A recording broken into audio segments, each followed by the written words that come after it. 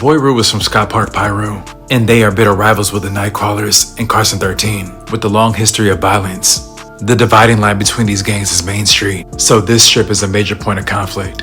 Without thinking twice, Richard produced a gun and began firing at Boy Rue. Boy Rue was shot, and he dropped dead on the sidewalk. Raymond, who was with Boy Rue at the time, returned fire and hit Richard with a dome shot. Richard lost control, with his vehicle rolling across Main Street hitting a parked car that was on 234th Street. He died moments later at 45 years old, and Boy Rue lay dead on the other side of the street. What? Listen. First of all, your mistake was moving back to Carson. Yeah. Whoa. Welcome to Hood War Stories. In this episode, I'll be discussing the life of Sasha Mata. Sasha Tatiana Mata was born on July 1st of 1981, the youngest daughter of the family. Their father died shortly after she was born, leaving their mother to raise her and her siblings by herself. Growing up, Sasha always stood out. She was fond of stiletto heels, leopard skin purses, and fancy hats. She would dress up just to walk to the corner store for a soda. She got the nickname Hollywood because her ultimate dream was to trade her blue-collar Carson neighborhood for the bright lights. The neighborhood around her home was gang-controlled, and her older brother fell to the gang life from an early age. In high school, Sasha received a lot of male attention, but her mother often instructed her not to make a mistake and take up with any of the local young boys, to wait until she got to college, where she could meet doctors and lawyers and live a more comfortable life. Upset about teachers' complaints about how she dressed, a discouraged Sasha had dropped out of high school after her sophomore year and had considered pursuing several careers, from dental hygiene to fashion design. She appeared on a car-oriented magazine and visited several local modeling agencies. During this time, Sasha was going out a lot, enjoying her teen years with her friends. Her mother would tell her to be careful where she went and who she went with, because bad company could put her in danger. In the early hours of November 13, 1999, her mother's fears became a violent reality. Sasha had left her job at a sporting goods store at the Delamo Mall and had gone out partying with her sisters and friends in Torrance. As the group returned to park in front of Sasha's home, with the car engine still running, a different car then approaches. The occupant of this vehicle, who was described as a heavy-set Samoan male, sticks his arm out the window holding a gun and begins firing away. The vehicle that Sasha was in was riddled with bullets. Two girls were shot, and Sasha was struck in the chest and sat dying in the driver's seat, while her mother tried to revive her, pleading with her to keep breathing. Sasha would be dead at the age of 18. Damn. The only male in the car with them was a gang member from a different part of the city. He left the scene unscathed. After Sasha's murder, her mother asked police to organize a meeting with local gangs to hammer out a truce, saying she didn't want any retaliation. It was too late for that. Sasha's brother was from Nightcrawlers 13, and she also had family ties to Carson 13 and CST. Her death further ignited an ongoing war between them and the local Samoan Pirus gangs in that section of the city. Sasha's killer was never brought to justice. She is remembered as being down-to-earth, generous, kind, and being that it girl that everyone wanted to be around. As the years went by, her memory is still being honored by her family. Her older brother Richard, also known as Creeper from Nightcrawlers, had seemed to turn his life around. He had a beautiful family and was doing pretty well for himself. He was living in Arizona, but had recently moved back to Carson, and it seemed he had left his gang past behind. But on the night of August 24th, 2024, at approximately 11:35 p.m., Richard was in his car about 2 blocks away from his home when he spotted Boy Rue tagging up a wall with gang graffiti. Boy Rue was from Scott Park, Piru, and they are bitter rivals with the Nightcrawlers and Carson 13. With a long history of violence, the dividing line between these gangs is Main Street, so this strip is a major point of conflict. Without thinking twice, Richard produced a gun and began firing at Boy Rue. Boy Rue was shot, and he dropped dead on the sidewalk. Raymond, who was with Boy Rue at the time, returned fire and hit Richard with a dome shot. Richard lost control, with his vehicle rolling across Main Street hitting a parked car that was on 234th Street. He died moments later at 45 years old, and Boy Rue lay dead on the other side of the street. What? Listen. First of all, your mistake was moving back to Carson from Arizona, right? Yeah. He was in Arizona, say moved to Arizona, but you moved back to Carson.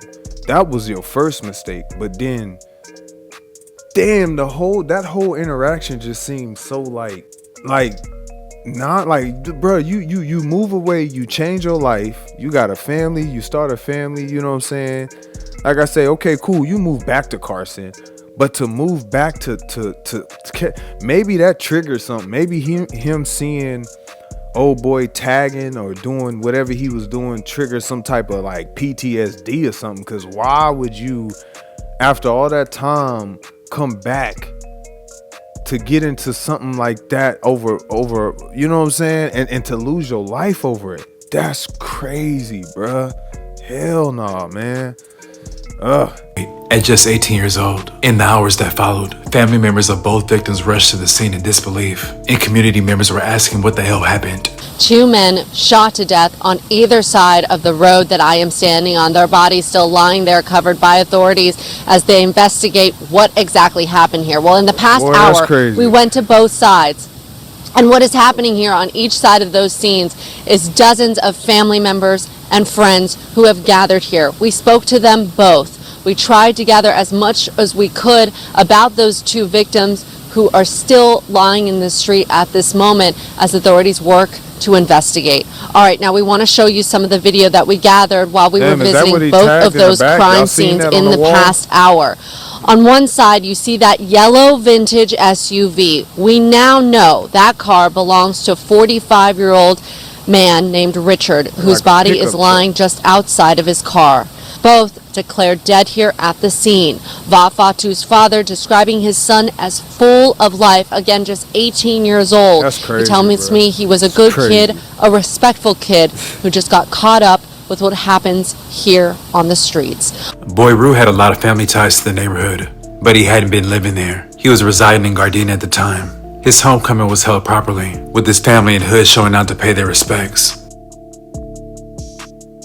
Meanwhile, the Mata family is still healing from not only losing 1, but 2 siblings to gun violence.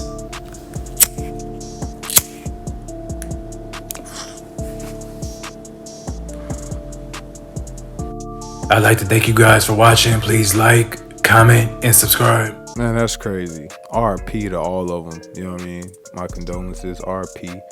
That's some goofy shit, man. Honestly, I don't even, I mean, the females, wrong place, wrong time. I didn't even really catch why that went down. I was kind of, I don't know if I missed it, but it just seemed, I don't know if it was a random attack. I think he pulled up on the side and just let off fire. I think they was intending to get the gang member that was in the car. It seemed like that was the setup right there, and she just again happened to be at the wrong place, wrong time. Talk about how beautiful them women were naturally. What was that? It was in the 80s, man. All of the women I seen was just natural beauty, and that's how it was back then. You know what I mean? You could see it. I mean, every photo I seen of them women, I'm just like, bro, that's natural beauty right there. Before all the, all the plastic start coming about. But again, it's an unfortunate event. The brother. Let's talk about the brother. That right there. That's why they was at the scene confused, because that was some shit that really didn't have to go down to me. I mean, you're a grown man. You know what I'm saying? What, 40, what they say, 45 years old? Like I said, he must have had a PTSD trigger or something to see him tagging and just to react like that. Because me, you know what I'm saying? You thinking at that point, you moving away, starting your life over, starting a family. Even if you came back to Carson, you had a lot more. With all that time passed by, you know what I'm saying? You got a lot more to live for. So why would you come back on some rah-rah shit, you know what I'm saying? And then to turn around and lose your life behind it. I mean, like I said, it's an unfortunate event. So pretty much the moral of the story is he threw his life away because of someone tagging, pretty much. You know what I'm saying? Unfortunate, man. Like I said, again, RIP to all that's involved. You know what I'm saying? I already know how it go, man. You play stupid games, you win stupid prizes. Peace. Yeah. Whoa.